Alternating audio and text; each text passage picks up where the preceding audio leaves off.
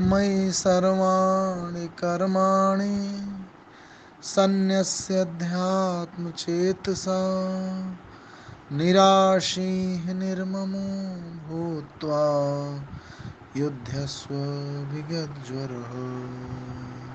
ॐ भूर्भुवः स्वः तत्सवितुर्वरेण्यं भर्गो देवस्य धीमहि धियो यो नः प्रचोदयात्।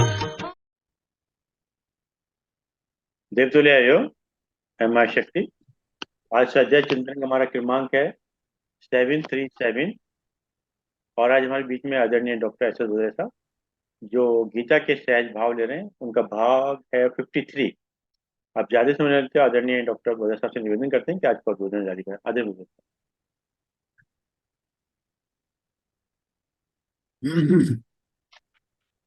परम आदरणीय A.K. शर्मा साहब, देवऋषि साहब, अभिषेक जी, सभी को सादर प्रणाम करते हुए आज की गीता की चर्चा का आरंभ करने के पहले हम लोग गायत्री मंत्र कर लें। ओम भूर्भुवः स्वः तत्सवितुः वरेण्यं भर्गो देवस्य धीमहि धियो यो नः प्रचोदयात्। तो हम लोग पिछले परिचर्चा में ये जिक्र कर रहे थे कि वस्तुतः व्यक्ति किस तरह से कर्मयोग के द्वारा अपने कर्मों में ही अपने परम के दर्शन कर अपनी परम सिद्धि को प्राप्त करता है, अपने अस्तित्व की सार्थकता को सिद्ध करता है, अपने होने को परिपूर्ण करता है। लेकिन कर्मयोग में संलग्न होते समय जो व्यक्ति का संचालक तत्व है, जो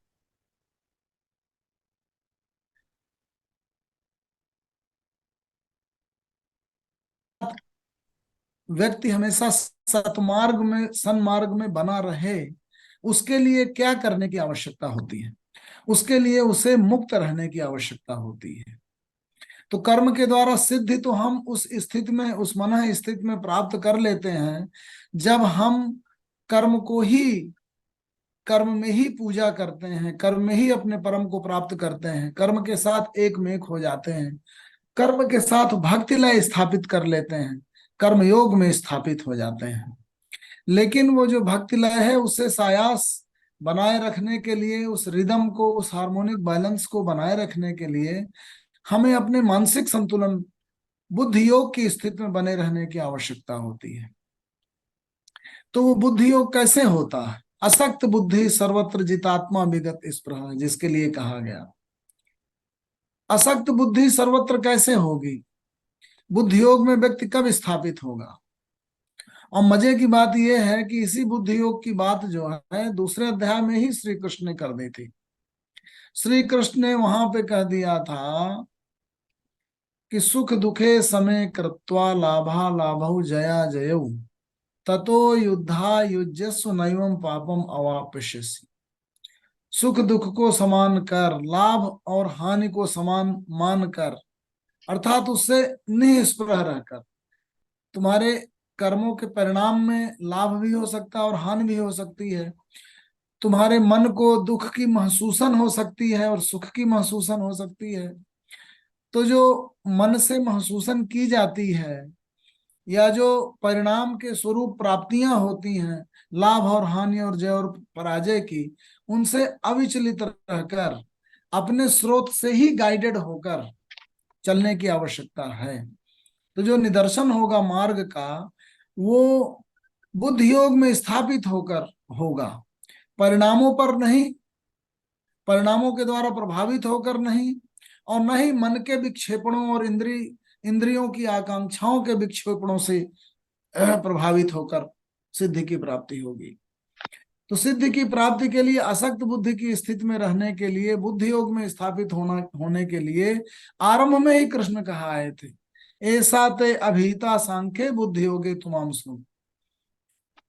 39वें श्लोक में दूसरे अध्याय में ही ये परम स्थापना उन्होंने कर दी कि सुख दुखे समय कृत्वा लाभा लाभो जया जय ततो युद्धा युज्य पापम अवापशिष्य।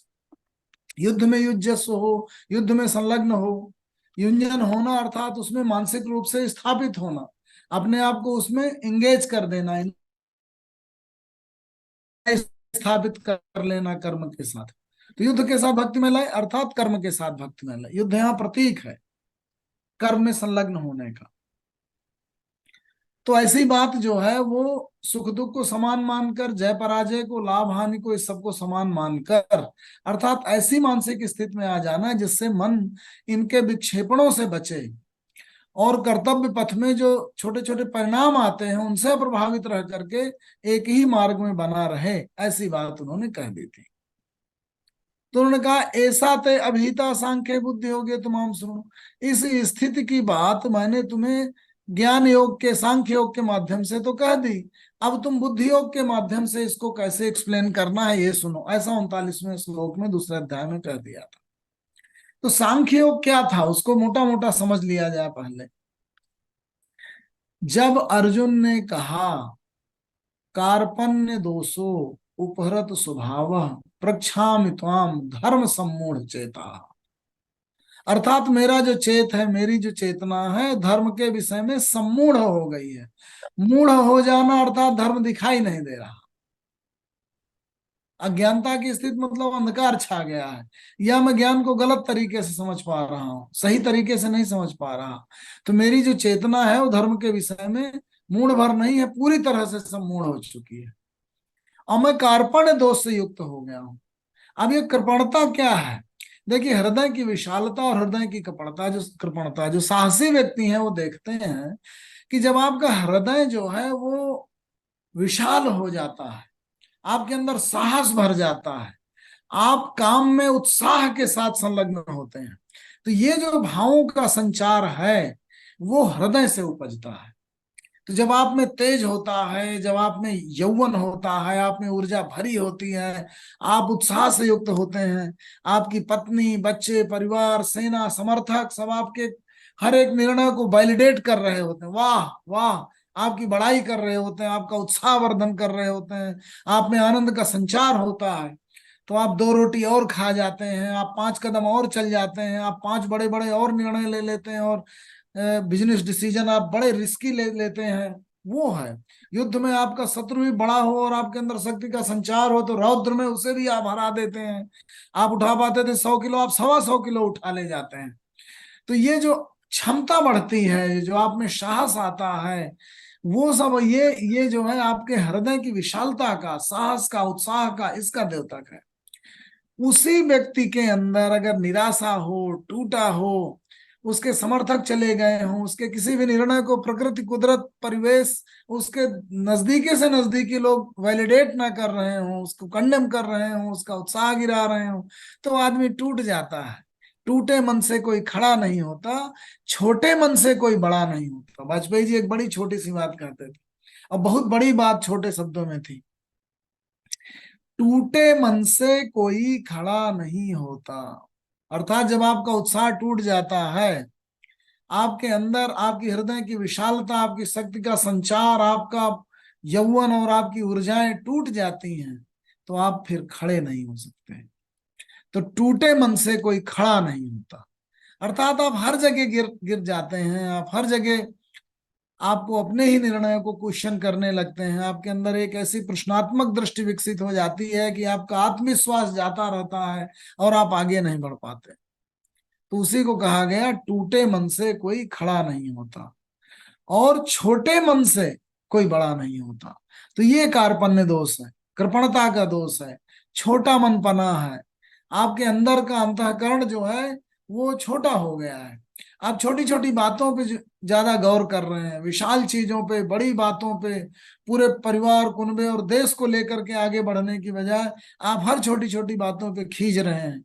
ये ऐसी वृत्ति आ जाती है, वो वृत्ति अर्जुन कहता है मुझ में ऐसा कृपणता दोष आ गया, अर्थात हृदय को जहां विशाल होना चाहिए वहां कृपण हो गया।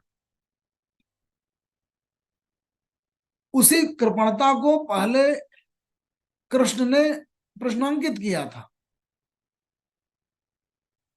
तम तथा कृपयाविष्टम अश्रुपूर्ण आकुलेक्षणम विषीदंतम इदम वाक्यम उवाच मधुसूदन कुतः त्वा कस्मलम इदम विस्मय समुपस्थितम अनार्यजुष्टम अस्वर्ग्यम अकीर्तिकरम अर्जुन क्लैब्यम मायस्म गमः पार्थ न एतत् त्वयि उपपद्यते क्षुद्रम हृदय दौर्बल्यम त्यक्तोत्तिष्ठ परंतप।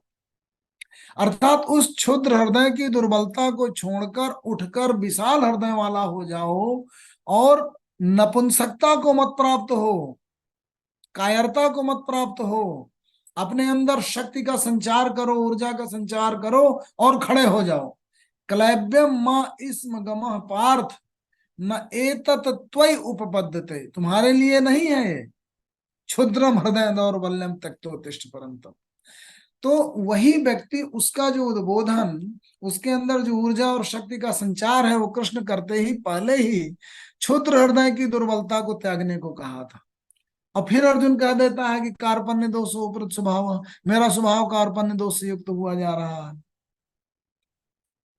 तो कुल मिलाकर के जो महद शक्ति है, जो प्रकृति है, जिसने आपको बनाया है, वो आपके पूर्ण पुष्पत्व की प्रशंसा करती है, आपके पूरी तरह से खिलने की, आपके पूरी तरह से ऊर्जस्वित होने की, आनंदमयी होने की, शक्तिमयी होने का उद्बोधन करती है। क्योंकि वो चाहती है कि आप आगे बढ़ें, वो चाहती है कि आप पूरी तरह से खिलें, आनंदमय अवस्था में रहें, सतचित आनंद में रहें। आनंद, ऊर्जा, उत्साह, विशाल हृदयता, वो जिस स्रोत से निकलते हैं उसको बढ़ाने की कोशिश करती है वो परम चेतना। अर्जुन क्या कहता है? कार्पण्य दोषो उपहरत स्वभाव। जब आप कृपणता दोष से युक्त हो जाते हैं तो आपका स्वभाव ही चला जाता है, उपहत स्वभाव, आप स्वभाव से ही दूर हो जाते हैं। क्योंकि स्वभाव आपका विशाल हृदय, आप सब जगह कनेक्टेड हैं। आप अपने आप को छोटा मत महसूस करिए। इस ब्रह्मांड के आप वो अंग हैं कि आपसे सब कुछ जुड़ा है। Everything everywhere is connected with you, और उस परम चेतना से आप कनेक्टेड हैं। इसीलिए हमारे जो गुरुजन थे, हमारे जो ऋषिजन थे, उन्होंने अहम ब्रह्मास्मि कहा। यथा पिंडे तद ब्रह्मांडे, जो आपके अंदर है वही ब्रह्मांड में है। वही चेतना जो आपके अंदर है, जो देख पाती है, जिसमें दृष्टि है, जिसमें समझ है, वो समस्त ब्रह्मांड में है और वही समस्त ब्रह्मांड का संचालन कर रही है।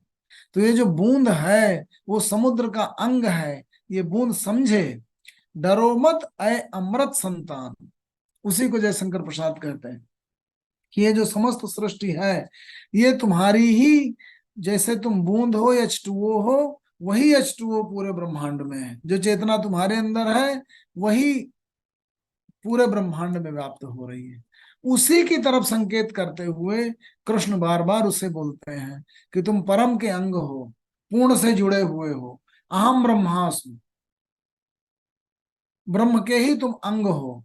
तत् त्वमसि, तुम ही जो है वो हो। तत्, तत् जो सब जगह व्याप्त है वही तुम हो।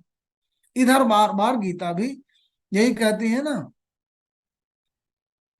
ईश्वर सर्वभूतानाम हृदय से अर्जुन तिष्ठति। हृदय के अंदर जो बैठी हुई चेतना है वो सभी भूतों के अंदर है, सभी व्यक्तियों के अंदर विराजमान है, व्याप्त है। उससे जब आप अपने आप को आइडेंटिफाई करेंगे तो आपके अंदर विशाल हृदयता आ जाएगी। उसे ही कृष्ण ने सबसे शुरू में कह दिया था। अशोक च्यान जब देखा, अर्जुन को कहा क्लैब्यम इसम गमः पार्थ न एतत् त्वयि उपपद्यते, तुम्हारे लिए नहीं है। क्षुद्रम हृदय दौर्बल्यम त्यक्तोत्तिष्ठ परंतप। इसके बावजूद भी अर्जुन कह रहा है कार्पण्य दोषो उपरत स्वभाव प्रक्षामि त्वाम धर्म सम्मूढ़ चेता। तो फिर कृष्ण कहते हैं अशोक्ष्यान अनुशोच तुम प्रज्ञावादाश भाष से। जिनके लिए नहीं सोच करना चाहिए, ये तो प्रकृति का नियम है, जो आए हो जाएंगे, जो अधर्म के साथ है उन्हें तो मिटना है, उन्हें तो नष्ट ही होना है। उनके लिए तुम सोच कर रहे हो। अशोक्ष्यान अनुशोच तुम प्रज्ञावादाश भाष से, फिर भी तुमको लगता है तुम बड़े प्रज्ञावानों जैसे वचन कह रहे हो। क्षुद्र हृदय से युक्त होकर, क्लैब्यता से युक्त होकर, अपने आप में ही ये सोच करके कि मैं युद्ध में भाग न लूं, और अपने आप को तुम सोचते हो कि तुम एक महान विशाल निर्णय ले रहे हो, इस तरह के भावों से युक्त होकर तुम अपने आप को सोचते हो कि प्रज्ञावानों से वचन कह रहे हो, तो गलत के लिए तो सोच रहे हो, जो अधर्मी है उनके लिए सोच है तुम्हारी। अशोकचान अनुसोच है तुम, अप्रज्ञावादाशुभाष से गतासून अगतासून च नानुशोचन्ति पंडिता। जो समझदार व्यक्ति हैं वो उनके लिए जो चले गए हैं और उनके लिए जो यहाँ हैं, उन सबके लिए नहीं परेशान होते, क्योंकि आना और जाना तो सृष्टि का नियम है और सृष्टि की लय है। और जो चले गए से लगते हैं वो चले गए नहीं हैं, जो बने हुए से लगते हैं वो बने हुए नहीं हैं। सब लोग यहाँ पर, सब जो चेतनाएं हैं पहले से भी यहाँ थी और हमेशा से रहेंगी। ऐसा नहीं है कि मैं कभी नहीं था या तुम कभी नहीं थे या राजे महाराजे सब जो हैं यहाँ नहीं थे, सब हमेशा से थे और हमेशा बने रहने वाले हैं।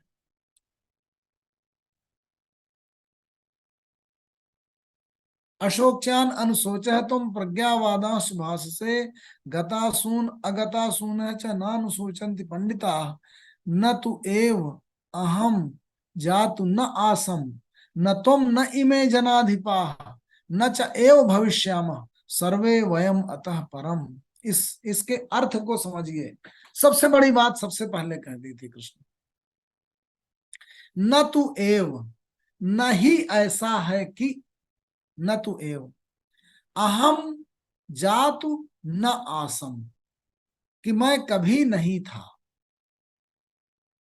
न तु एव अहम जातु नासम न तुम न इमे जनाधिपा।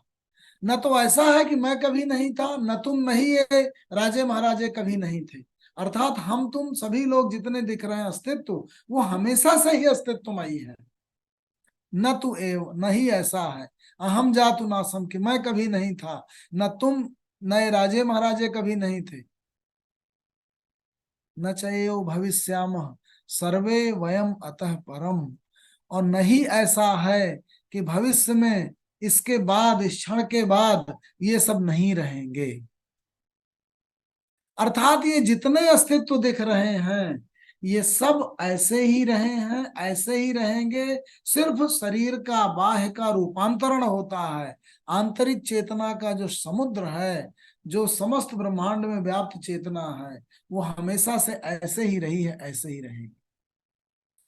परमता की ओर, चेतना के निरंतरता और अनंतता और हमेशा सर्वव्याप्तता और हमेशा बने रहने की ओर उन्होंने संकेत कर दिया।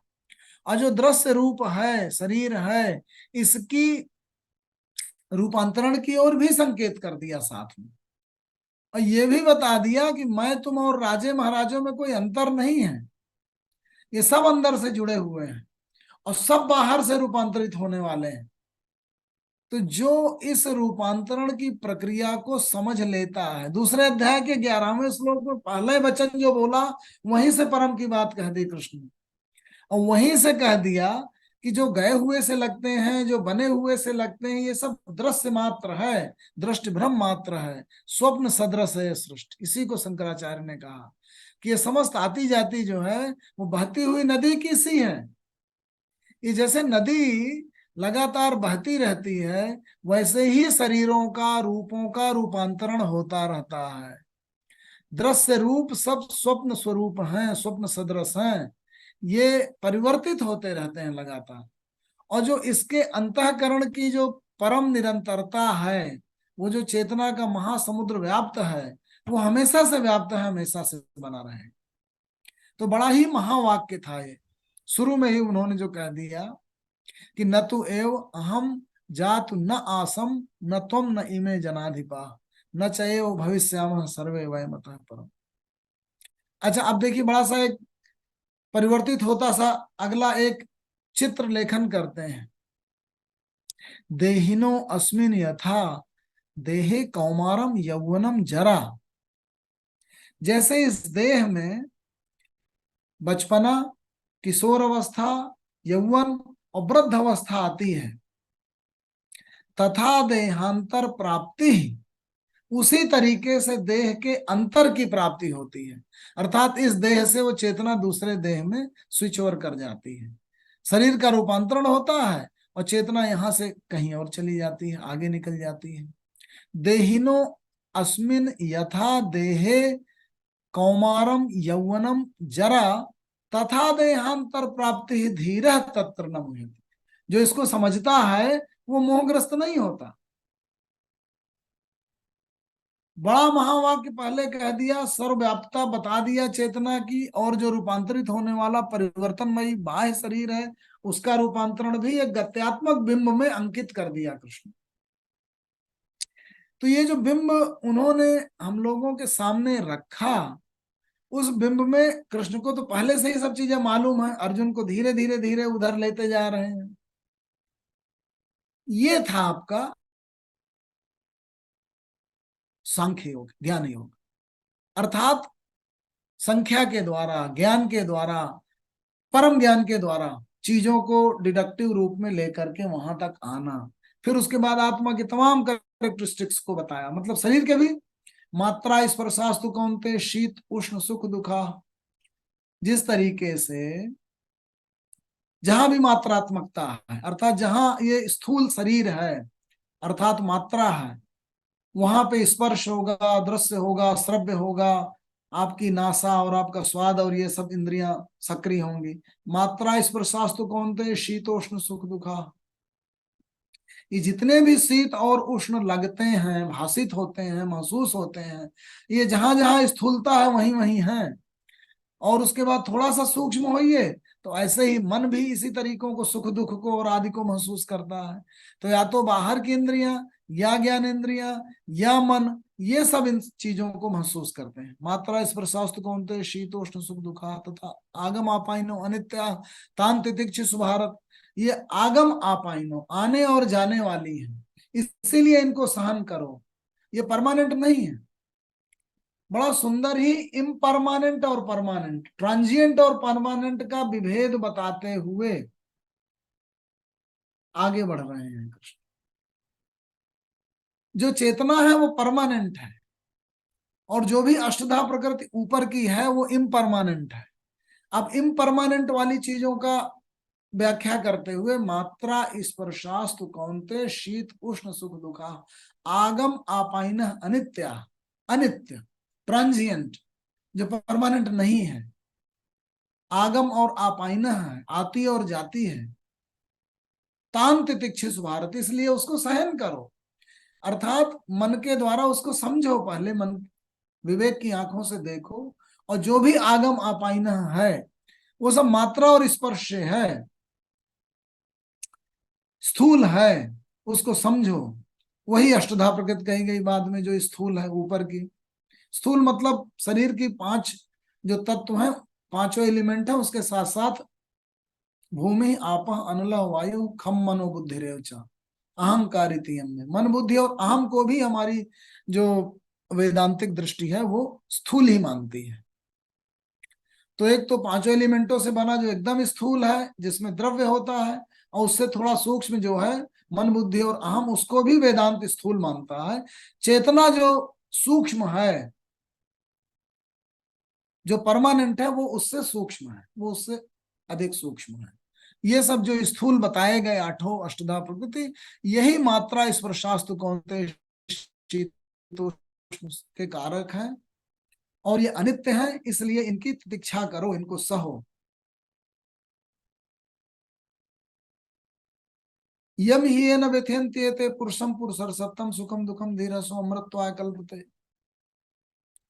यम ही येन व्यथयन्ति एते पुरुषम पुरुषर्षभ, जिनको ये अनित्य चीजें मात्रा और स्पर्श से उत्पन्न हुई, जो चीजें व्यथित नहीं करती, यम ही येन व्यथयन्ति एते पुरुषम पुरुषर्षभ, वही पुरुषों में परम पुरुष है।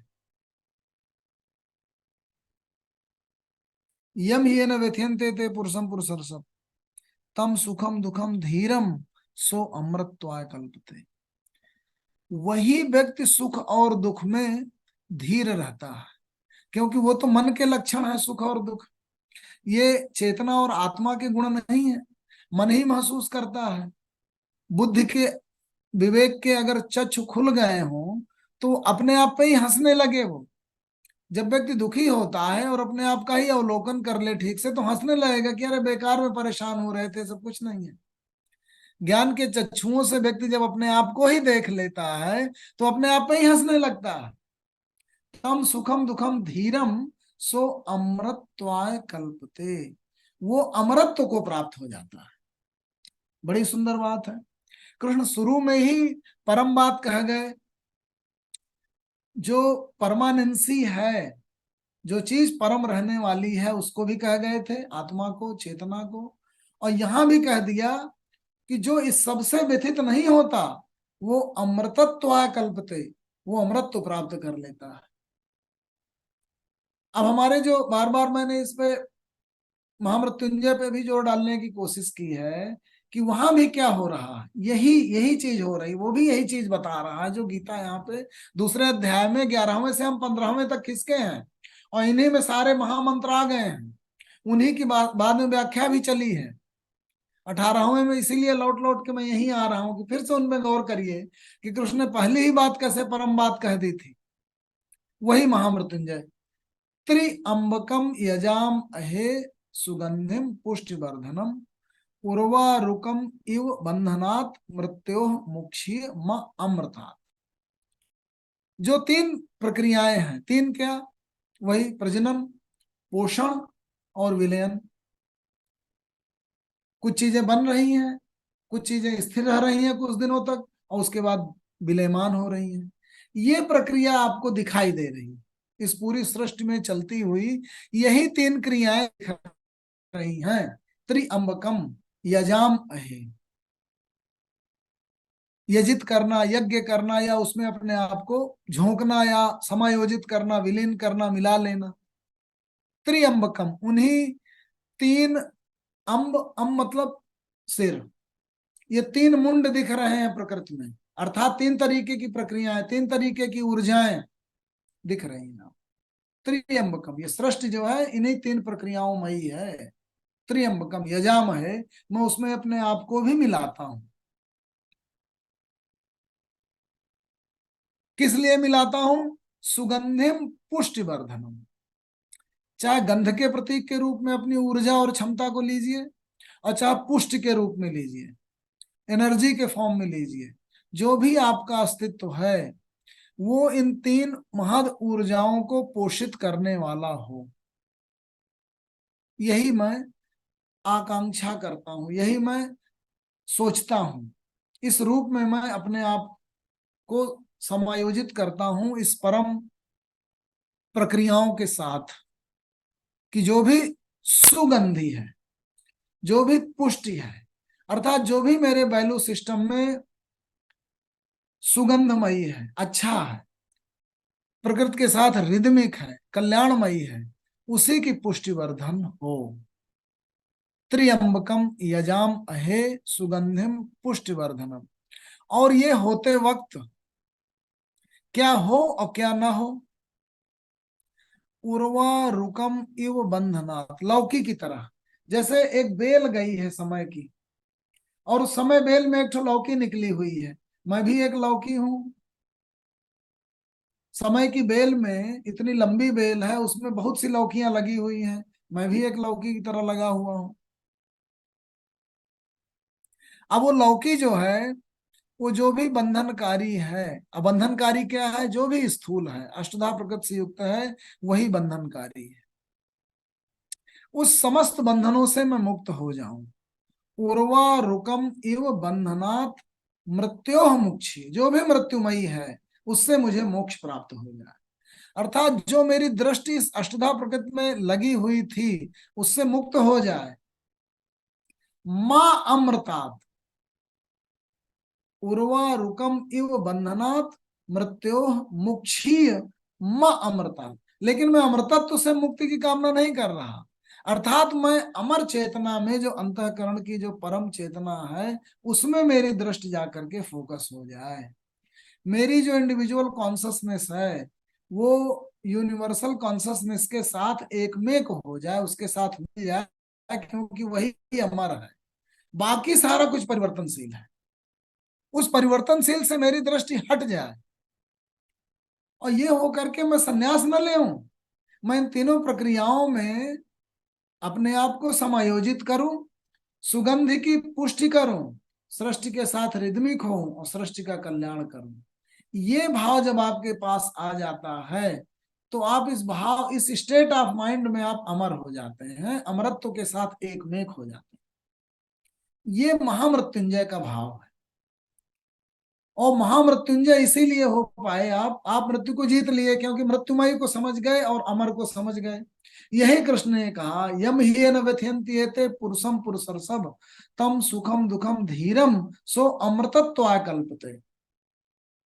जो सुख और दुख में धीर रहे उसको, धी के दो भाव होते हैं धीर के। संस्कृत में धी होता है देखना, देख पाना। अधीर एक धैर्यवान भी होता है। तो उससे आप विचलित ना हो, स्थिर बने रहें, सुधीर बने रहें।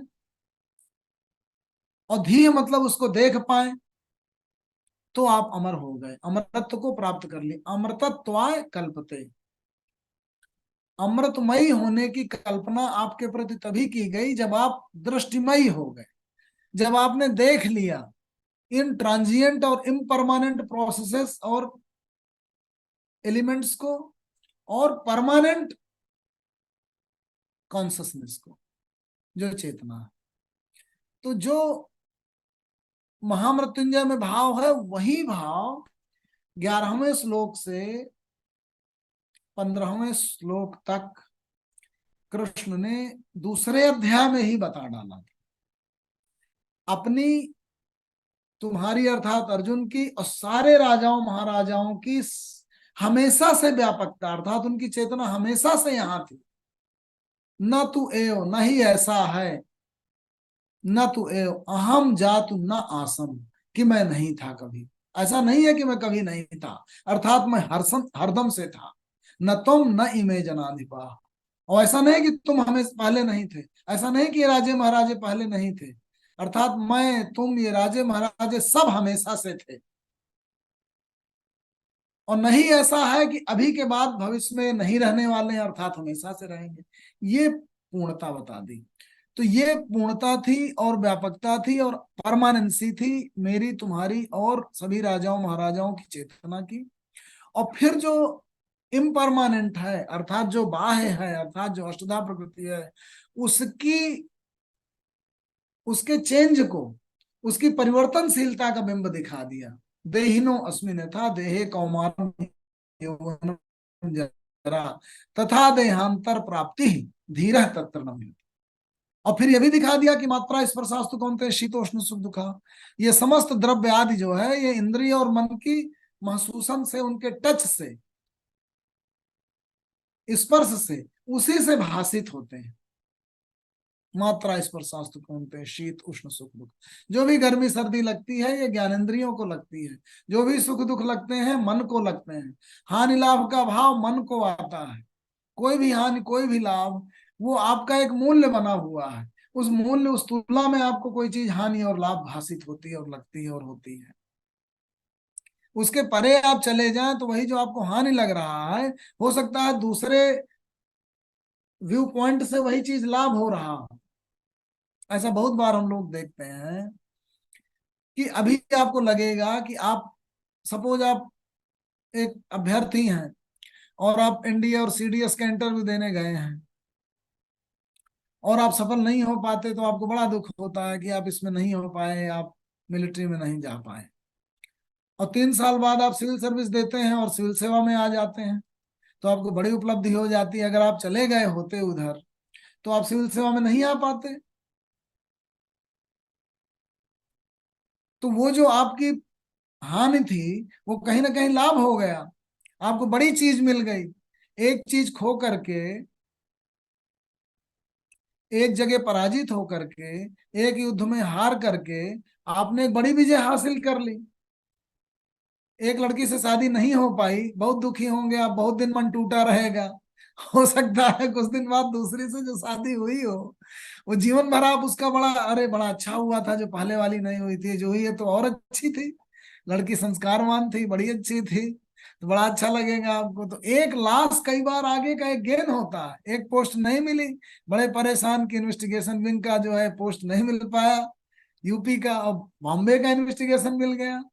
कहने का मतलब ये है कि ये एक आपका मूल्य बोध है जो एक चीज को जय पराजय समझता है, वो केवल दृष्टिकोण है। तो कृष्ण ने बताया कि ये जो भी चीजें भाषित हो रही हैं मानसिक स्तर पर, इंद्रियों के स्तर पर, ज्ञानेंद्रियों के स्तर पर, द्रव्य के स्तर पर, दिखाई देना, सुंघाई देना, सुनाई पड़ना आदि, स्वादमय होना आदि, ये सब जो है एक परिवेश और एक संस्कृति और एक मूल्य के तहत।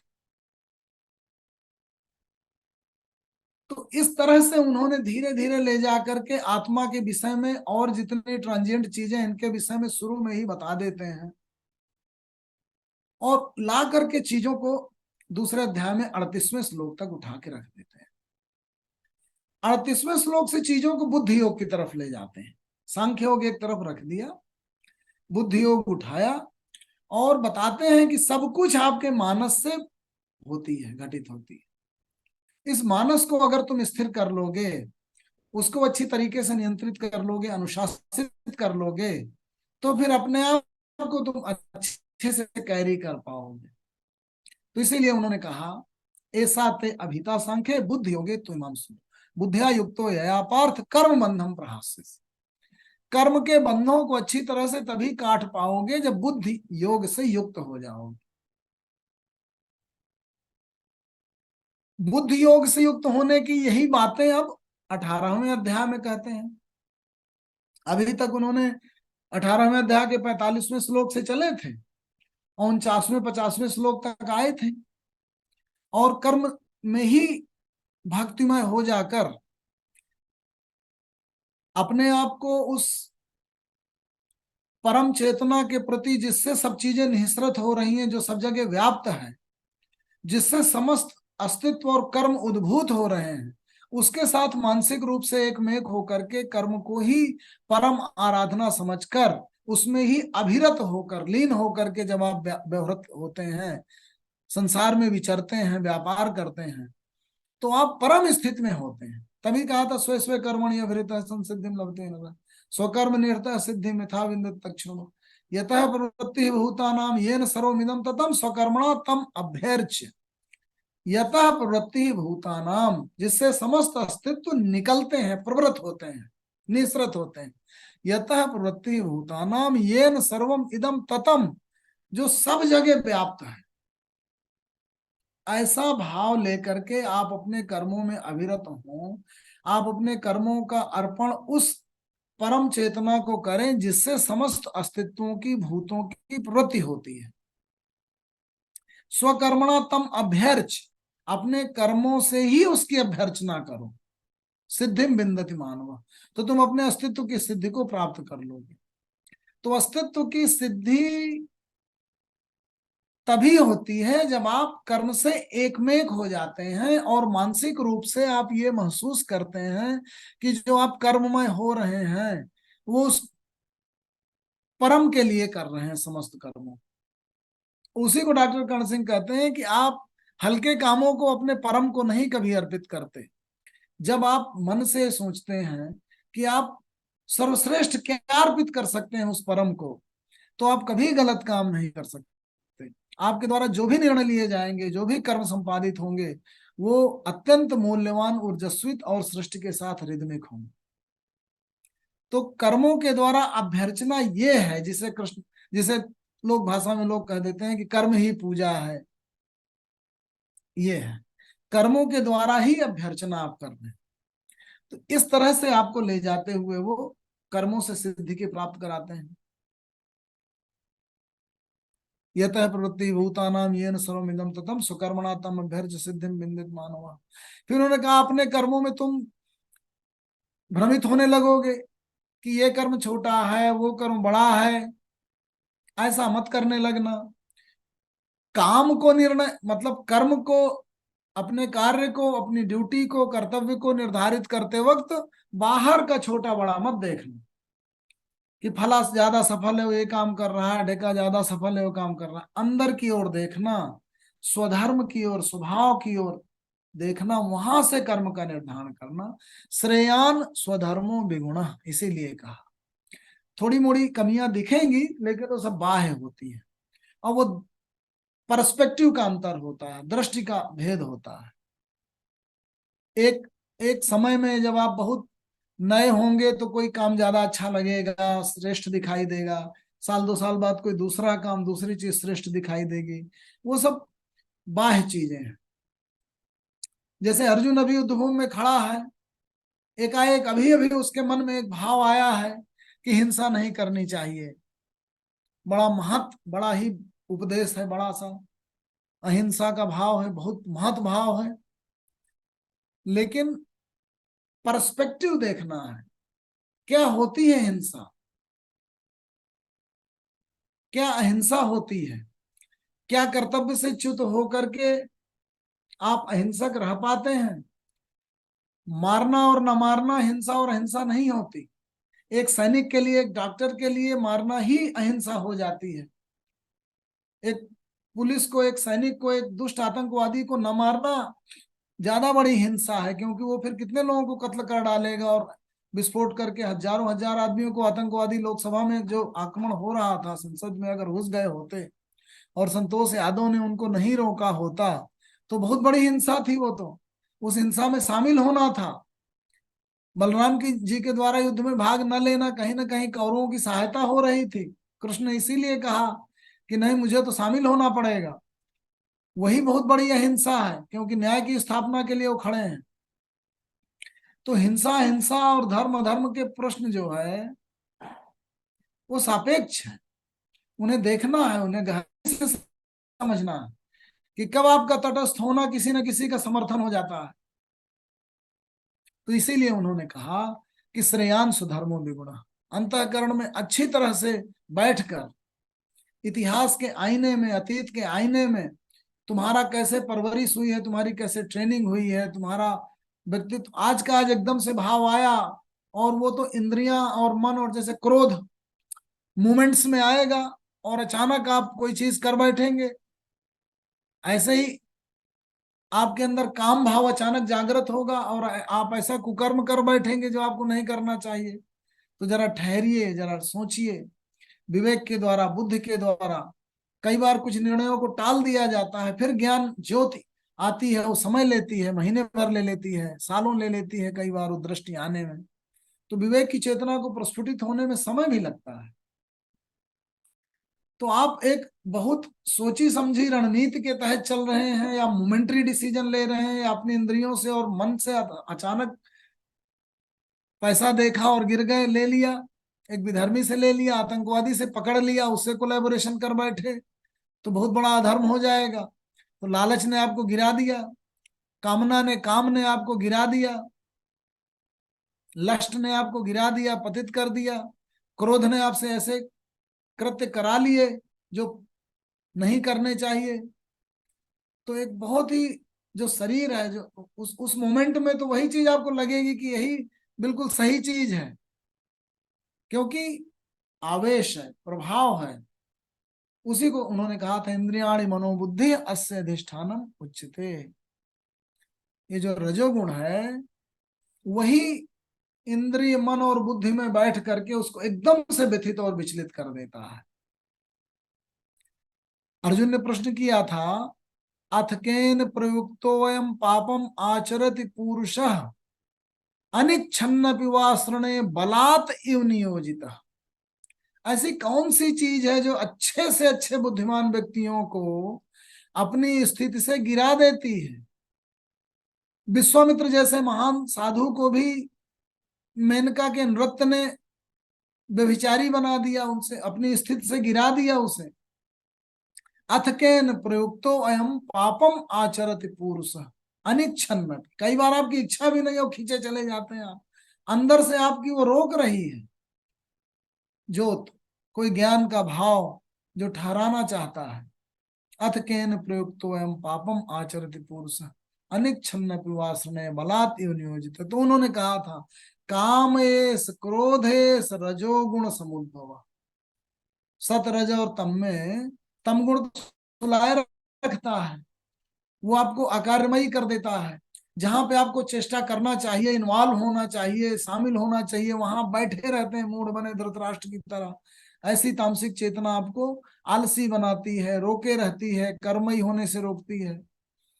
और जो रजोगुण है वो कई बार आपको बलात्, क्रोधमयी, काममयी, लस्टफुल ऐसे बना देता है। कामेश क्रोधेश रजोगुण समुद्भव महाशनो महापापमा विद्धेनम इह वैरिणम। इसे ही वैरी समझो। ये अग्नि की तरह शमित होने वाला नहीं है। जैसे आग में जितना धृत डालते जाओगे उतना ही ये बलिष्ठ होता जाएगा। तो जो रजनीश जी ने थ्योरी दी थी कि लस्ट को फुलफिल करिए तो फिर लस्ट खत्म हो जाएगी, ऐसा नहीं होता। लस्ट को ज्ञान के द्वारा ही मारा जा सकता है, समझ के द्वारा, संतुलन के द्वारा, नियंत्रण के द्वारा, निग्रह के द्वारा इस मशीन पे विजय प्राप्त होती है। ये मशीन है, इसे बहुत समझना पड़ता है, बहुत संतुलन करना पड़ता है। ये घोड़े जो हैं इस रथ को जो इधर उधर अपनी अपनी तरफ खींच रहे हैं, उन्हें बहुत संतुलित होकर के नियंत्रित किया जाता।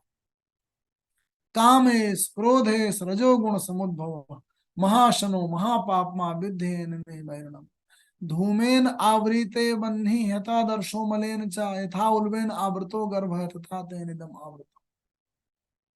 धूमेन आवृते बन्ही, जिस तरह से आग को धुआं आच्छादित कर लेता है, जिस तरह से शीशा को पीछे से राख या धूम आवृत कर लेती है, उसमें साफ साफ दिखाई देना बंद हो जाता है, जिस तरह से गर्भाशय जेर से ढका हुआ होता है, उसी तरह से ये जो रजोगुण है ये तुम्हारे ज्ञान को, विवेक के प्रकाश को आच्छादित कर लेता है और ज्ञान के स्रोत तक पहुंचने नहीं देता, और तुम्हारी बुद्धि मंद कुंद और व्यथित हो जाती है, मार्ग से भटक जाती है, मूढ़ अविद्या का भाव आ जाता है। धूमेन आवृते वह्नि यथा दर्शो मलेन च यथा उल्बेन आवृतो गर्भ तथा तेनिदम आवृतम आवृतम ज्ञान में तेन ज्ञानो नित्य वैरणा काम रूपेण कौन्ते दुष्पूरेण अनलेन च। जिस तरह से अनल जो है, अग्नि जो है दुष्पूर्ण बनी रहती है, जितना भी धृत डालिए तब भी वो संतुष्ट नहीं होती, वैसे ही होती है। और वैसे ही रजोगुण होता है, कितना भी इसको, इसकी प्यास को बुझाने की कोशिश करो, कितना भी इसे द्रव दो, वो उससे बुझने वाली नहीं। केवल नियंत्रण से, केवल विवेक की दृष्टि से, केवल संयम से, केवल ज्ञान से मुक्त हुआ जा सकता है इसके बंधन से। इंद्रियाणि मनो बुद्धि अस्य अधिष्ठान उच्यते। बड़ी बात है, इंद्रिया, मन और बुद्धि सब जगह ये बैठा हुआ है। बुद्धिमान व्यक्ति सोचता है कि मेरा विवेक काम करेगा, उसके विवेक को भी रजोगुण प्रभावित कर देता है, दूषित कर लेता है, ढक लेता है। इसलिए कितना भी विद्वान व्यक्ति हो, कितना भी बुद्धिमान व्यक्ति हो, उससे अपने अचानक आए हुए रजोगुण से, आवेश से, अचानक आई हुई भावोच्छ्वास से, क्रोध से, अचानक उत्पन्न हुई लस्ट से सावधान रहना चाहिए। बड़े बड़े व्यक्तियों को, नारद को भी ज्ञान प्राप्त हो गया, तो जो हमारे तमाम सारे पुराण और पौराणिक किस्साएं हैं, कहानियां हैं, वो भरी पड़ी हैं ऐसे वृतांतों और उदाहरणों से। महान से महान व्यक्तियों के पतन से भरी हुई हैं। महाभारत जैसे महाकाव्य में इतनी कहानियां आई हैं, उन सब में कहीं ना कहीं इन्हीं के मनोवैज्ञानिक प्रभाव और उनसे किस तरह से अच्छे व्यक्ति विकृत हुए, महान से महान ऋषि पतित हुए। तो वो संभावना तो आज भी है, व्यक्ति का चरित्र और स्वभाव और मन है स्थिति, और वही शक्तियां जो सकारात्मक और नकारात्मक हैं, दैवी आसुरी संप्रदाय हैं, वो मन के अंदर तो आज भी लड़ रही हैं, आज भी वो महाभारत चल रहा है। तो सबल हो जाना उन आसुरी शक्तियों का, आसुरी संप्रदायों का बहुत लाजमी है, बहुत संभव है। जब इतने महान महान लोग नहीं बचे तो कोई भी गिर सकता है। अच्छा, जितनी ही शक्ति और सत्ता आती जाती है, जितना ही इस प्यास को आप बुझाने की कोशिश करते हैं और पान करते हैं और भोग करते हैं, उतना ही और बंधन में फंसने की, पानी में डूब जाने की, कीचड़ में धंस जाने की, और जितना ही निकलने का प्रयत्न करते हैं उतना ही और डूबते जाने की संभावना रहती है। उसी को कर्मानुबंध कहा गया, कर्मों का बंधन कहा गया, उससे मुक्त होने के लिए कहा गया। इसीलिए कहते हैं असक्त बुद्धि सर्वत्र जितात्मा विगत स्पृह। तो 18वें अध्याय में 45वें से आप धीरे धीरे बढ़ते जा रहे थे। सहजम कर्म कौन्ते सदोष मित्न त्यजेत सर्वारंभ भाई दोषेन धूमेन अग्नि आवृता, इतने तक कह गए। कर्म के द्वारा, कर्मयोग के द्वारा कैसे अभ्यर्चना करनी है कह गए। 49वें श्लोक से ज्ञान योग की ओर आने लगी। 18वें अध्याय के 49वें श्लोक से ज्ञान योग की ओर मुड़ने लगे कृष्ण, बुद्धि योग की ओर मुड़ने लगे। असक्त बुद्धि सर्वत्र जितात्मा विगत स्पृह, इसलिए असक्त बुद्धि होना चाहिए, क्योंकि जो रजोगुण है, अच्छा नहीं भी आप मुक्त हो गए हैं तो क्या होने लगती है प्रक्रिया, ध्यायतो विषयान पुंसः संगहते सूपजायते, ध्याने लगे आप, सोचने लगे। मुक्त हो गए थे, बढ़िया हो गया था, स्थिति प्राप्त हो गई थी, उच्च स्थिति बन गई थी, लेकिन पान तो हो रहा है, भोग हो रहा है, संसार में आप इन्वॉल्व हैं, एंगेज हैं, आपको लेकर के संसार बना हुआ है, ऊर्जा का प्रवाह इधर से हो रहा है, आप निमित्त हैं, उसमें आप शरीक हैं, आपसे पासान हो रहा है, धन की ऊर्जा, भाव की ऊर्जा, मन की ऊर्जा, शक्तियां, तमाम शक्तियां, सब में आप इन यज्ञों में शामिल हैं। थोड़ा सा भोग हुआ, इसको आपने जीवित रखना चाहा था तो आप शरीक हो रहे हैं, आप जीवित हैं। ध्यान आपका उधर चला गया, ज्यादा समय तक रह गया, उलझ गए, फंस गए। ध्याय तो ध्यान होने लगा, भोग हो रहा था, भौतिक लेवल पर भर नहीं हो रहा था, भौतिक के साथ साथ आप थोड़ा आनंद लेने लगे थे, खा रहे थे, जलेबी थी, एक ही लेना था टुकड़ा, खाया, मुंह में स्वाद आया, भाव आया, ध्यान आया, आप और खा गए, आप और खा गए, खाते ही चले जा रहे, खाते ही चले जा रहे, रुके नहीं रहे। अचानक आप देखते हैं अरे मुझे तो शुगर हो जाएगी, ज्यादा हो गया, मात्रा ज्यादा हो गई, तब आप जगते हैं। क्यों? क्योंकि खाते वक्त आप थोड़ा भी असावधान जहां हुए, पतित हो गए।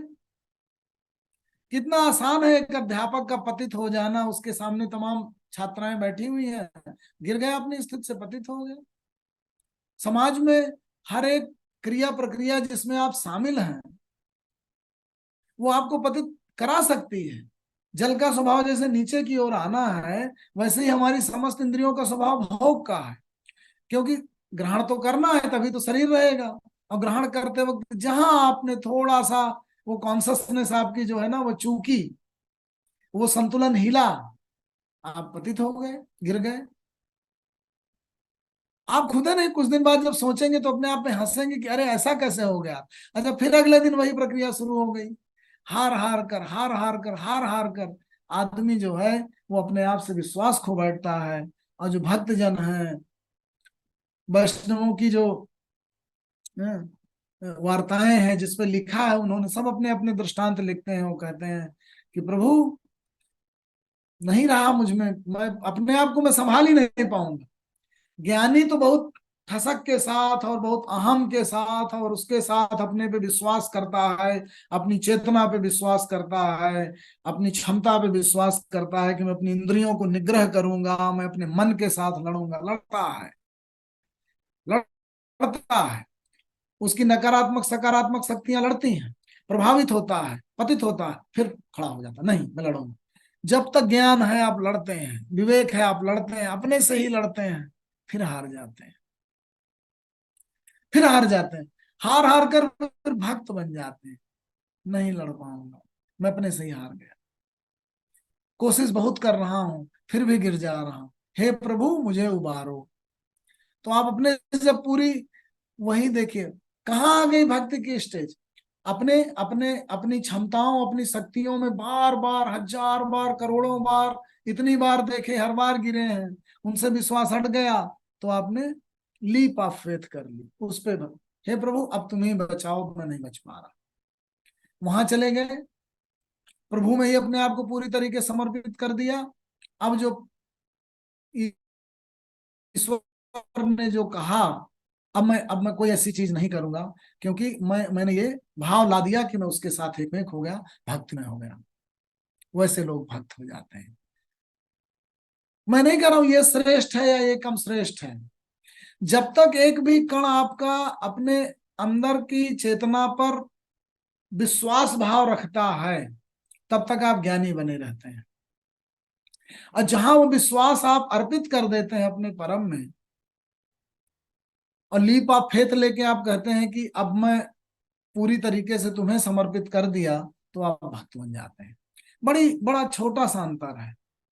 ज्ञानमय स्थिति में भी रहते हुए आपने तमाम सारे मूल्य निर्णय लिए और एक मार्ग आपने अपना लिया, और श्रद्धामय होकर के आप उस मार्ग को ही वो स्थिति मानने लगे, वो स्टेट ऑफ माइंड मानने लगे जो परम है, तो भी आप उसके भक्त हो गए, उसी में चल पड़े। क्योंकि आपको एक तो निर्धारण करना पड़ेगा, एक जगह तो पहुंचना पड़ेगा, तभी तो आप कर्ममयी होंगे। केवल विचार और केवल पॉलिसी के लेवल पे अगर आप सोचते रहकर सोचें कि आपका पूर्ण हो गया, तो ऐसा तो संभव नहीं है। आपको चलना पड़ेगा। जब आप कर्ममयी होंगे तो कोई ना कोई मार्ग ही होगा जिसमें आप चल सकते हैं।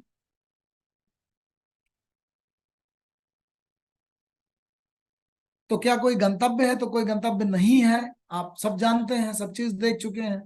तो वो मार्ग ही परम है। मार्ग उसी को आपने परम मान लिया, तो आप ज्ञानी रहते हुए भी भक्त हो गए। तो भक्ति की, ज्ञान की और कर्मयोग में लीन होने की जो परम अवस्थाएं हैं, वो वस्तुतः एक है। इसी को कृष्ण ने लास्ट में कह दिया, सर्वधर्मान पर। धर्म मतलब मार्ग, एक रास्ता, तरीका। सर्वधर्मान परित्यज्य माम एकम शरणम ब्रज। ब्रज माने ब्रजो, बिहरो, स्थित हो जाओ उसी में। तो जो परम चेतना है, जब स्थूल को छोड़कर परम भाव में स्थापित हो जाती है, ब्रजती है, बिहरती है, ठहरती है, वो कृष्ण की अवस्था है। वो समस्त जितनी स्थूल अवस्थाएं हैं, अष्टधा प्रकृति में जितने भी बने हुए मार्ग हैं, उन सबसे ऊपर है, उन सबसे और भी सूक्ष्म है और परे है। उस भाव के साथ उन्होंने कहा था। तो वस्तु हम लोग 18वें अध्याय में चिंतन करते वक्त इस तरह से द्वितीय अध्याय और उन सब में जा जा करके अपने विचारों को एसोसिएट कर करके देख रहे हैं, तौल रहे हैं, उसकी कसौटी में कस रहे हैं, और फिर 18वें में आ जा रहे हैं। तो मैं घूम के फिर से 49वें में ही अभी रुका हूं। असक्त बुद्धि सर्वत्र जितात्मा विगत स्पृह नैष्कर्म सिद्धिम परमाम यथा विंदत तक्ष्म। यहाँ लाके अभी छोड़ता हूँ। अभी बार बार आप बोलेंगे बड़ी जलेबी बन रही है, कभी 18वें में 54 चले जाते हैं, 55 चले जाते हैं, फिर घूम के 45 से 46 47 तक आए, फिर दूसरे अध्याय के 11वें से लेके 15वें तक चले गए, फिर अभी तीसरे अध्याय में हम 35 से 40 तक भी आए थे बुद्धि योग के लिए। तो ये चलता रहेगा। अभी जरा सा 4-5 हैं जो प्रकरण अभी चर्चा के, 60वें तक अभी 53 हुए, 7 हैं, जिसमें कोशिश रहेगी कि इधर उधर जा जा करके उनको देखें कि कृष्ण कहाँ से चले थे। जलेबी है, दूसरे अध्याय में 11वें से चले थे और 18वें अध्याय में वही है, वही खड़े हैं, वही जलेबी बन रही है। वो 11 से 15 ही चल रहा है। 18वें में भी वही दूसरे अध्याय का 11 से 15, 18वें अध्याय का 45 से 48 जो बना था, वो तीसरा अध्याय ही है, पूरा कर्मयोग ही है। तीसरा अध्याय पूरा कर्मयोग है। और फिर बुद्धि योग आ गए, फिर अभी ज्ञान योग में आएंगे, भक्ति योग में आएंगे, राजयोग में आएंगे। तो घूम घूम के वही जलेबी बनती रहेगी, पर कोशिश ये रहेगी कि उसमें आनंद आए, ताकि हम लोग सच्चित आनंद वाली स्थिति तक पहुंच सकें। धन्यवाद आदरणीय डॉक्टर सुब्रमण्यम साहब। आज अपने गीता के सहज भाव का भाग 53 लिया, और हम समझते हैं कि 60 के अंदर पूरा हो जाएगा। और जलेबी बेशक बन रही है, टेढ़ी मेढ़ी, पर है मीठी। तो, तो मीठा है तो उसमें कोई दिक्कत नहीं है। अब किसी का कोई प्रश्न आप पूछ सकते हैं, फिर अंत में हमारे आदरणीय एन के नेप साहब 2 शब्द बोलेंगे ना। तो नईब साहब आज ऑलरेडी दिख रहे हैं, बड़ा आनंद आ रहा है। सभी लोग अनम्यूट हैं, आपको ऐसा नहीं कि मुझे करना है, बोल सकते हैं। किसी का कोई प्रश्न पूछ सकते हैं। एक प्रश्न छोटा सा मैं ही शुरू कर लेता हूँ आपसे। जी जी। जैसे हम लोग देखते हैं कि काफी ज्ञान है, ज्ञान है, सब कुछ है, पर कभी कभी फिर उसके बावजूद भी गिरावट आ जाती है। यानी कि हम जानते हैं सब कुछ है, पर वो क्षण या वो घटना या वो क्या चीज ऐसी होती है कि जो आदमी को इतना जानकार होने के बाद भी उसको नीचे करके पतित कर देती है, यानी कि वो पूरा एक प्रकार से जैसे सांप सीढ़ी होती है ना, तो ऊपर से पहुंच के एकदम नीचे आ जाता है। तो उसका क्यों भार तो होता नहीं, तो क्या इसको हम ये मान के चलें कि पूर्व जन्म का कोई ऐसा संस्कार है जो हमें बलात् हमें वो उसको नीचे लाएगा, या कोई बुद्धि विवेक या कोई ऐसी चीज है जिसमें कि हम इसको अपने संस्कार से, अपनी किसी चीज से उसको बैलेंस कर सकते हैं? मतलब ये बड़ा एक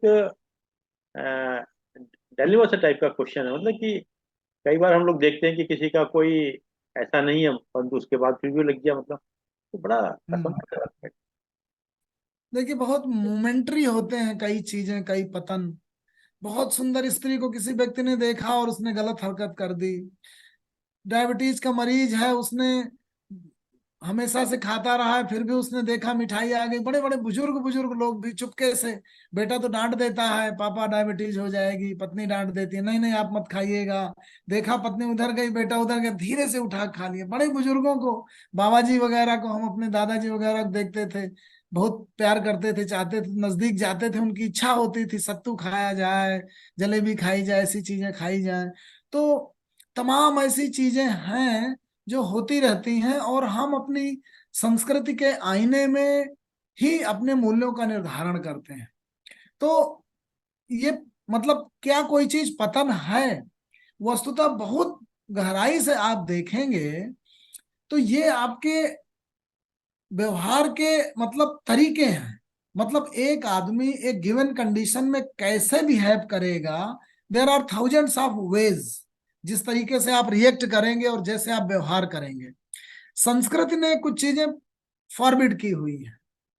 उसी को बाइबल में कहा गया ना कि जो फल है, लालच का फल जो है एप्पल, उसको वो सांप ने जो है भरा उस लड़की को, एडम और ईव में ईव को भरा, और ईव ने जो है उससे कहा कि इस फल को खा लिया जाए। ठीक है ना, तो उसने उस फल को खा लिया। अब उसने उसके बैलेंस्ड माइंड को उधर टिल्ट कर दिया। तो कोई चीज अच्छी है या बुरी है या कोई चीज नकारात्मक है, उस संस्कृति ने निर्धारित कर दिया है। तो उस संस्कृत में आप किसी चीज को पतन कहने लगते हैं, किसी चीज को गिरावट कहने लगते हैं, लेकिन वो out of so many ways of reaction, out of so many choices and so many ways how to behave and how to react and how to carry yourself, उसमें से एक तरीका होता है। और उन ब्लैक एंड व्हाइट में, zero और वन में ही आपके रास्ते नहीं बनते हैं। थाउजेंड्स एंड थाउजेंड्स चॉइसेज हैं, थाउजेंड्स एंड थाउजेंड्स वेज हैं जैसे आप रिएक्ट कर सकते हैं किसी भी सिचुएशन में। तो इसीलिए क्राइस्ट द रिडीमर कहा गया, इसीलिए भगवान कृष्ण ने कहा कि कोई भी पतित नहीं है, और जो भी पतित है, पतित पावन कहा गया कृष्ण को, कि मुझ तक आ गए तो पवित्र हो गए। क्योंकि वो पतित पतन नहीं था जिसको हम पतन कहने लगते हैं। एक्चुअली क्या होता है, हम समाज में व्यवस्था बनाए रखने के लिए कुछ चीजों को बहुत ही गर्हित कर देते हैं कि ये निकृष्ट कर्म है, ये आसुरी कर्म है, इसलिए क्योंकि व्यवस्था एकदम भंग हो जाएगी अगर हम उतने स्ट्रिक्ट नहीं रहेंगे। लेकिन out of thousands of choices वो भी एक चॉइस थी, तो वैसा आपने कर लिया। अच्छा, आप संस्कार बस जब कहते हैं, संस्कार मतलब जो बिल्टअप है आपका, आपके शरीर का, आपके माइंड का, और आपके टोटल पर्सनालिटी का जो बिल्टअप है, उसमें बहुत से कंस्ट्रेंट हैं जो लगे हुए हैं, बहुत से फैक्टर हैं जो बने हुए हैं, जो आपके चीजों को डिसीजन लेते वक्त प्रभावित करते हैं, उसको संस्कार कहा जाता है। अब जैसे किसी आदमी के अंदर क्षुधा भरी हुई है, महीनों से नहीं खाया है, तो जो भी मिल जाएगा उसको खा लेगा, वो चुरा के भी खाएगा, कैसे भी खाएगा, क्योंकि वो शरीर, उसकी बनावट और बुनावट ऐसी है कि वो मजबूर करती है उसे कुछ खाने के लिए, तभी अस्तित्व रह पाएगा। वैसा ही बुनावट और निर्मित है अपने शरीर की।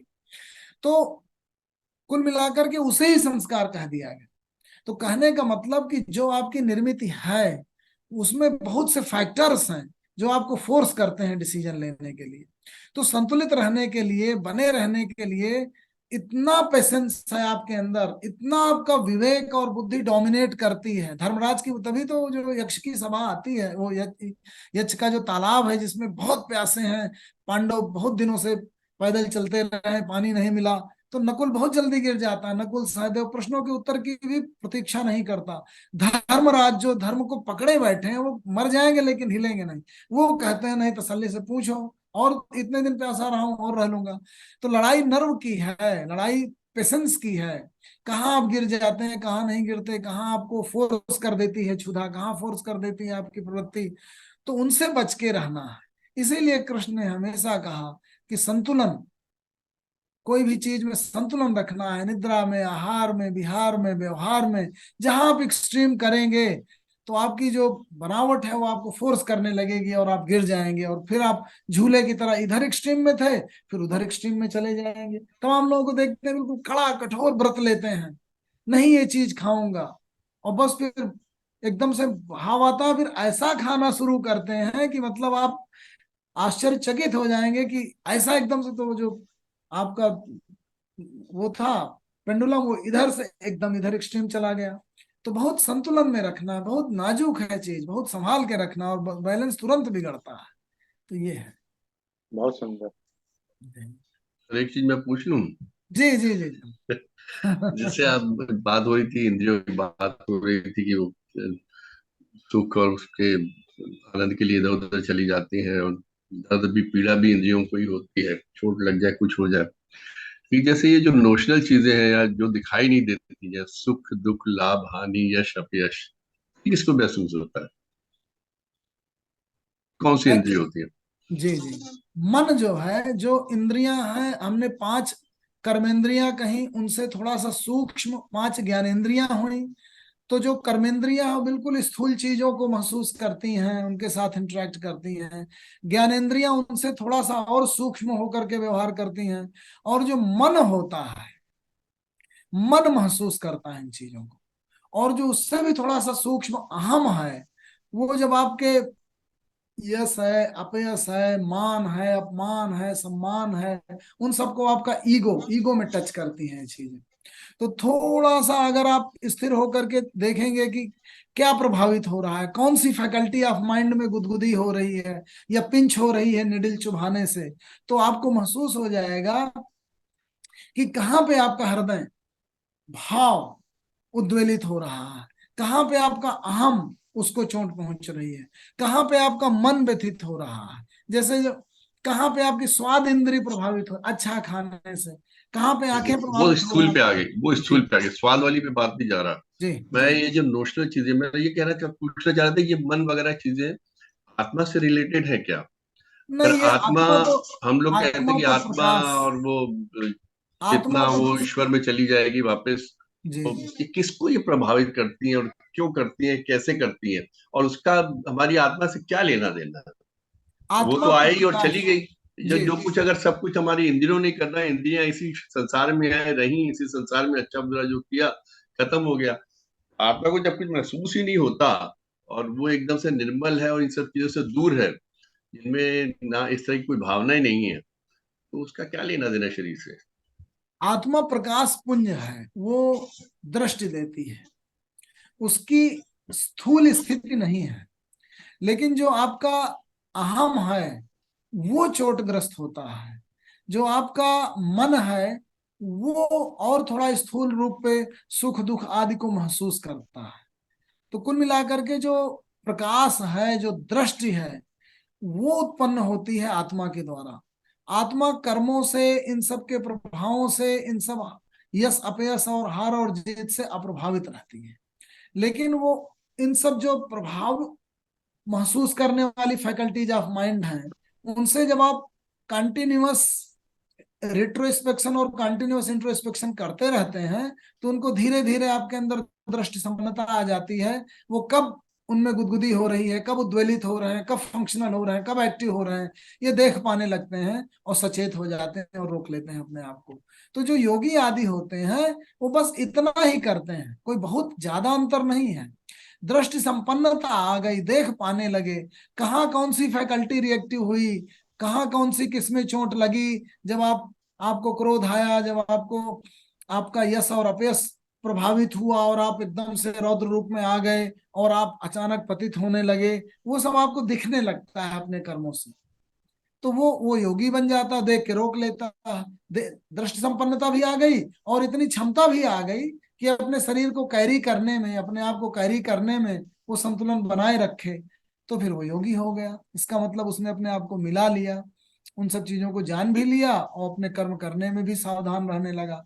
तो इसी को कोई माइंडफुलनेस की जो शालाएं चल रही हैं, जो कॉन्शसनेस की शालाएं चल रही हैं, जो ध्यान की चल रही हैं, तरह तरह से किसी ने उसको ध्यान कहा, माइंडफुलनेस कहा, और किसी ने योग कह दिया, किसी ने ध्यानस्थता कह दिया, किसी ने समाधि में स्थापित होना कह दिया, स्थित धीह कह दिया। तो ये सब ये सब अलग मतलब मन अलग को नाम स्थिर है, करने बट के है लिए है ना। वही मैं स्टेट। इस वही सोच रहा था, ये जो मैं आत्मा से इसका क्या रिलेशन है?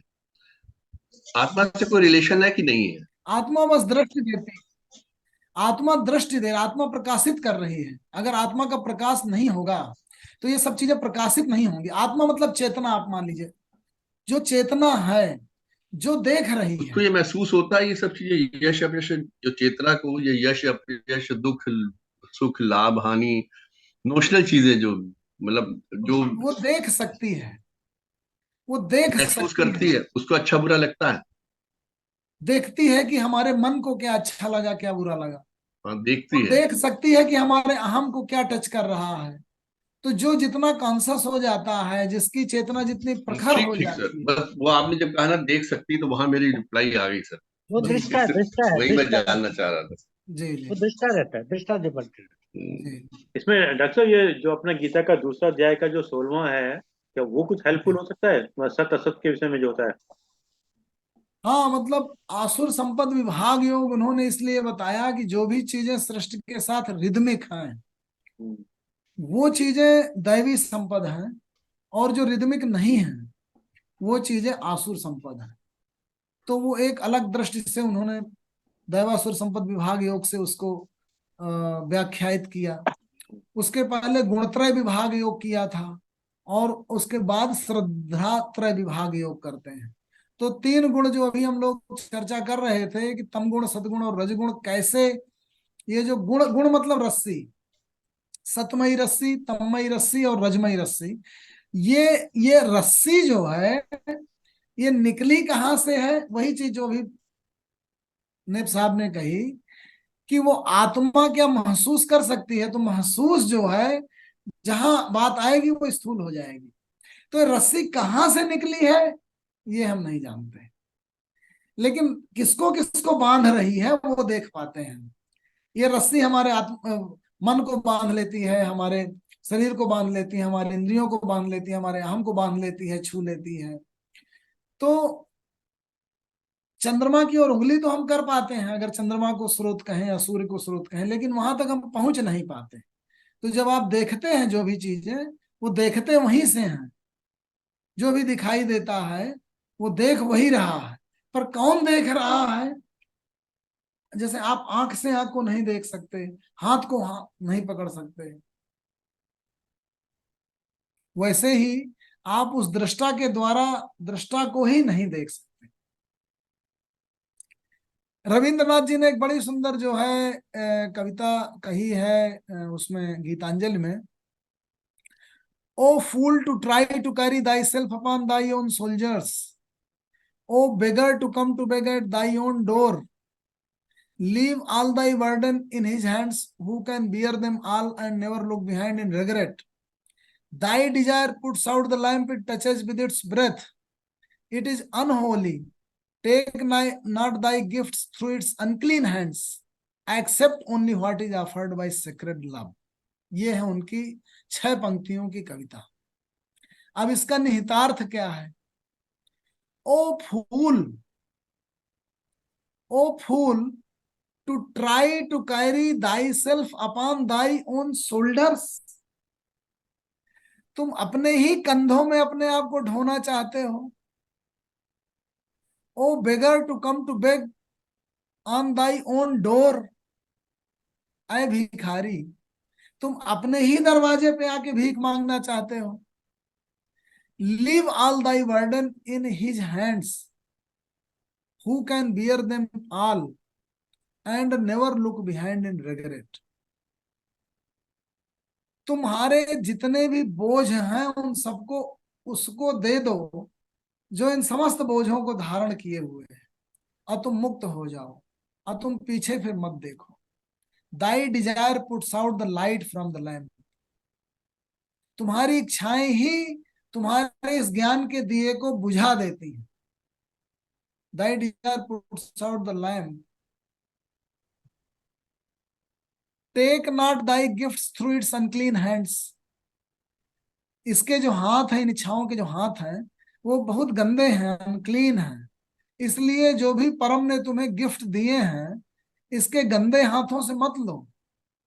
Accept only what is offered by sacred love.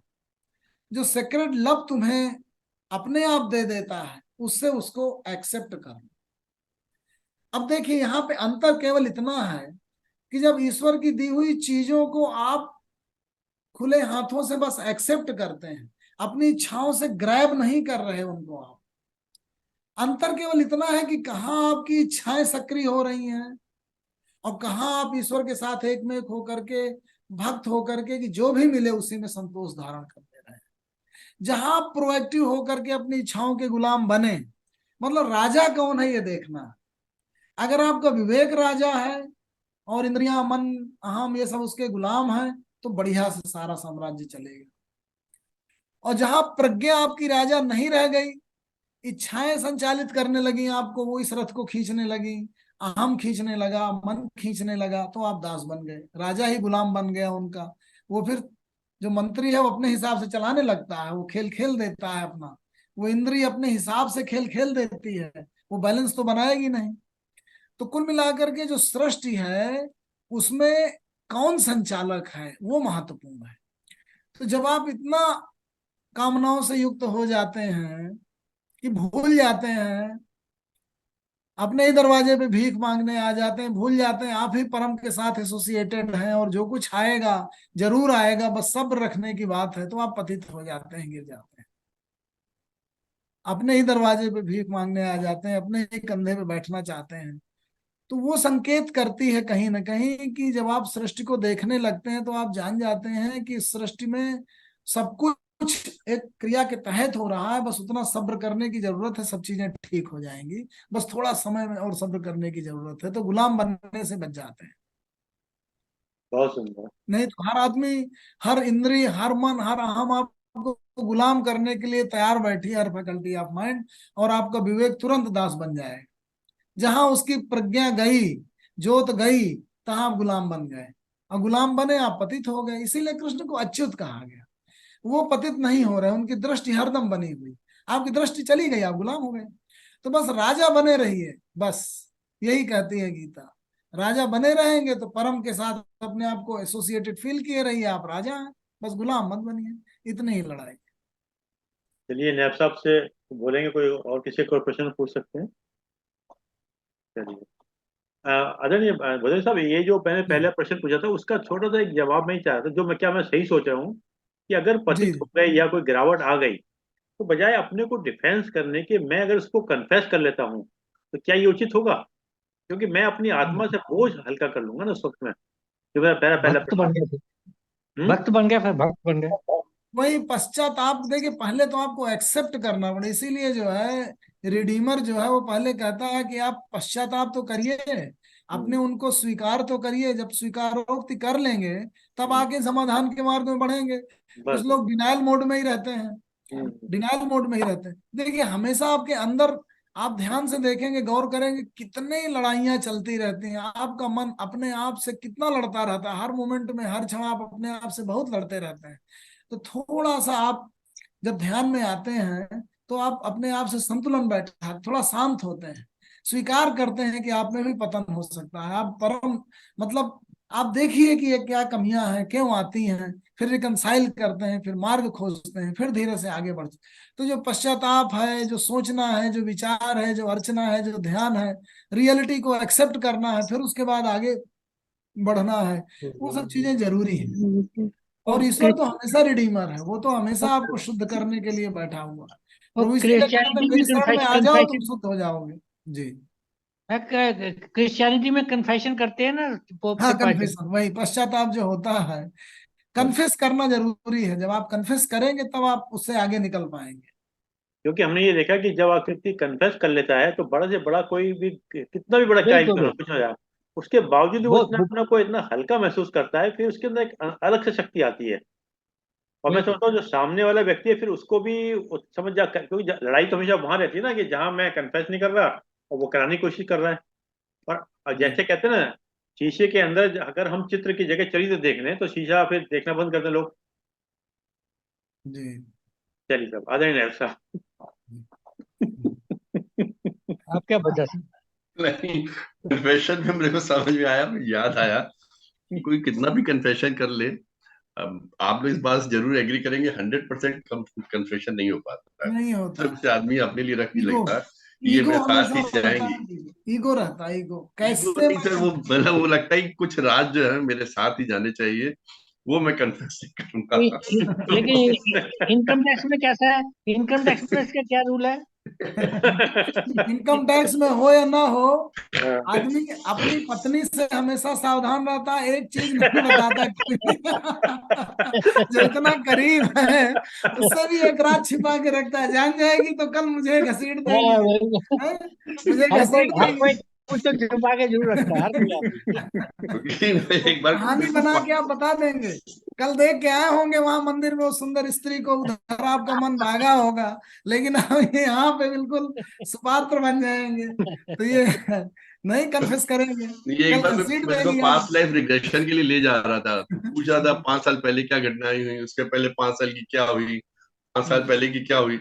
मैं कहा, ये तो मुझसे कन्फेशन करा रहा है। तो मैं वहां पे बड़ा चूजी हो गया।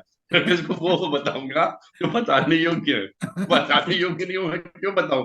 तो इसलिए वो, मैं तो सोची मैं हल्का हो गया, वो मुझे बाद में भारी करता रहे। तो बहुत प्रॉब्लम नहीं तो ना मैं उस नहीं चक्कर में नायब पास साहब, लाइफ में जा पाया, ना मैं कन्फेशन कर पाया। जैसा गया था वैसे लौट के आ गया। इसीलिए कहते नहीं हैं ना, अपने आप से कर लीजिए बस। नहीं हाँ, बाहर खोलेंगे प्राइवेसी लीक होगी। कोई दैट इज दूसरा खड़ा है इंट्रोस्पेक्शन। जिसके सामने आप नहीं तैयार हैं झुकने को। दैट इज नहीं इंट्रोस्पेक्शन। सर, आप अपने इसमें अंदर में झांक के देखिए। आदरणीय बुजुर्ग साहब, इसमें एक शब्द है कि समय स्थान व्यक्ति को देख के बात करनी चाहिए ना। जी समय जी। क्या है, स्थान क्या है, व्यक्ति कौन है। चलिए साहब, बात निकलेगी तो बहुत दूर तक जाएगी। तो आज दरअसल आपने कहा दिखाई दिया, परसों के लिए भी था। परसों मैं जैसे ये बैठा लैपटॉप पे, ये भी कन्फेशन ही है, लैपटॉप पे बैठा, बड़ी देर बाद शुरू हुआ, वो सारे अपडेट्स मांगने लगा। वो करीबन 7:25 तक अपडेट होता करता करता, जैसे 7:30 बजे ऑन हुआ, वैसे रिसीव एक कॉल, मेरे को अर्जेंसी में कहीं जाना पड़ा, तो फिर मैंने अरविंद जी को मैसेज कर दिया, सर आज तो नहीं, नेक्स्ट टाइम अटेंड करूंगा। पर आज भी अभी थोड़ा सा कुछ प्रैक्टिस चल रही थी, प्रैक्टिस सेशन के बाद एकदम से मैंने ज्वाइन किया, आई गॉट डिलेड। मैं हमेशा कहता हूँ सर कि हम लोग देखिए, हम लोग का जो सेशन था वो 6 बजे से लेके 6:50 तक था। आपने 56 मिनट 58 मिनट तक चलाया। जी। ये अब हो रहे हैं 7:22। ये बाद के जो 24 मिनट है वो उन 56 मिनट पे कहीं ज्यादा भारी है। इनमें जो क्लैरिफिकेशन होता है, जो बात होती है, जो हम लोग, आपने जैसे जितना भी अपनी बातें बताई, ज्ञान योग की बात बताई, सांख्य योग की बात बताई, भक्ति योग की बात बताई, आज तो आपने महामृत्युंजय मंत्र का भी बहुत सुंदर विश्लेषण किया और उसका भी बड़ा अच्छा भावार्थ बताया। मतलब उस भावार्थ को अ, इस तरह से मैंने नहीं सुना था। था पढ़ते हैं उसको, हिंदी का संस्कृत शब्द से शब्द सुनते हैं, पढ़ते हैं, करते हैं। ये बड़ा सुंदर लगा वो भी सुनने में। तो ये जो बाद के 24-25 मिनट थे सर, ये बहुत इंपॉर्टेंट थे, और इसमें हम लोग के जो क्लैरिफिकेशन है, दिमाग की जो, सुनने के बाद ये जितनी कंफ्यूजन होते हैं ना वो दूर होते हैं। और आप तो इसमें सर प्रकांड है। मतलब चीजों को जब आप अच्छे से जानते हैं, जो आप कहते हैं ना जलेबी बनाते हैं, वो जलेबी नहीं बनती है सर। तो वो दरअसल आप रेफरेंसेस और कॉन्टेक्स्ट में इधर उधर जाते हैं कि उसमें भी वहां लिखा, उसमें वहां लिखा, उसको वहां से क्लैरिफाई कर दे, उसको वहां भी क्लैरिफाई कर दे। नहीं तो कहेंगे लोग, कहेंगे कि मैं 18 अध्याय में हूँ और दूसरे अध्याय की बात कर रहा हूँ। तो वो चीजें हैं, बहुत जरूरी है जो आप करते हो, और ये वही कर सकता है जिसको ने गीता को अच्छे से पढ़ा हो, जो गीता की बातों को जानता हो। और हम सच में बताएं, आज जब आपको सुन रहे थे तो मुझे लग रहा था कि 60 हो रहे हैं या 65 हो रहे हैं, हम लोग को ये सब स्लेट में मिटा के एक से पुनः प्रारंभ करना चाहिए। और ये वाक्य में ये खराब हो गया कि इतने बीच में गैप हो गया ना, तो मेरी आदत खत्म हो गई। वरना होता क्या था, 5:30 पौने 6 के आसपास हम लोग घड़ी देखते थे कि पौने 6 बज रहे, 6 बजने में 10 मिनट है, अब जाके बैठ जाए, लैपटॉप ऑन करने में 5-7 मिनट लगेंगे। वो आदत खत्म हो जाने से आपकी अब लगता है कि शाम खाली है, सडनली एकदम से मैसेज देखो, भागते हैं कि अरे वो 6 बज गए, 6:05 हो गए करके देखते हैं। तो वो जब दोबारा ये चीजें शुरू होंगी, और मैं वाकई में मुझे लगता है कि गीता एक ऐसी चीज है जिसको जितनी बार पढ़ा जाए, जितनी बार सुना जाए, जितनी बार उसकी व्याख्या सुनी जाए, उतना ही कम है। और ये आपने जो दोबारा आप शुरू किया, 5-6 आप तो कह रहे हैं 60 तक होने जा रहे हैं, आई विश की 75 कर दें इसको, लेकिन अच्छे से समझा दे। 60 पे हम लोग डिनर लंच कर लेंगे सर, नहीं लेकिन नहीं, उसके बाद बिल्कुल फिर डिनर के लिए 75 सादर आमंत्रण है, और अगस्त एंड में करना ही हम तो उस करना चक्कर में सर है। आ नहीं रहे कि इस आमंत्रण पे ही आएंगे, बार बार जाना। लेकिन आमंत्रण आज आपने जो अनिश्चित है। व्याख्या की है सर, वो बड़ी सुंदर, और इसी तरह आप हम लोग को इसकी गीता की ज्ञान की व्याख्या करते हैं, और ताकि हम लोग गीता एक जीवन की शैली है, जीवन की शैली और समझाते रहे, उसके और बाद हम लोग के 60 के बाद भ्रांतियों को, हम लोग के 60 कंफ्यूजन्स के को बाद दूर करते परीक्षा भी रहे। लेंगे। आपका आज के उद्बोधन के लिए आपका बहुत बहुत धन्यवाद। चलिए, धन्यवाद आदरणीय अंकित सर, धन्यवाद आदरणीय डॉक्टर सदन साहब, आपने समय निकाल के समय दिया। और जैसे कि एक विचार के साथ तो 3 बार आप ओम के साथ अपनी बात समाप्त करते हैं। आज का जो आदरणीय उदय साहब ने बोला कि टूटे मन से कोई खड़ा नहीं होता, टूटे मन से कोई खड़ा नहीं होता, छोटे मन से कोई बड़ा नहीं होता। बहुत अच्छा विचार है। परंतु साथ ही साथ मन की दुर्बलता से बढ़कर, मन की दुर्बलता से बढ़कर और कोई बुराई नहीं है, मन की दुर्बलता से बढ़कर और कोई बुराई नहीं है। मनोबल ऊंचा हो तो हम कोई भी कार्य सफलतापूर्वक संपन्न कर सकते हैं। मनोबल अगर हमारा ऊंचा है तो सफल। आइए 3 बार उनको उच्चारण करते हैं।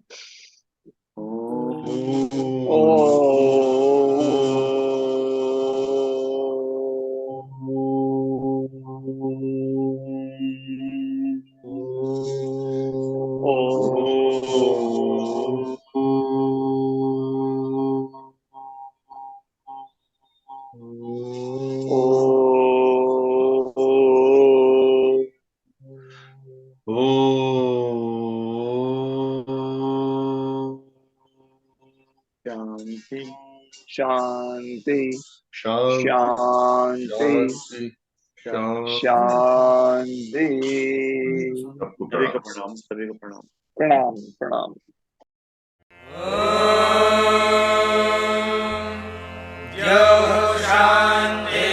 शान्तिरन्तरिक्षं शान्तिः पृथिवी शान्तिरापः शान्तिरोषधयः शान्तिः वनस्पतयः शान्तिर्विश्वे देवाः शान्तिर्ब्रह्म शान्तिः सर्वं शान्तिः शान्तिरेव शान्तिः सा मा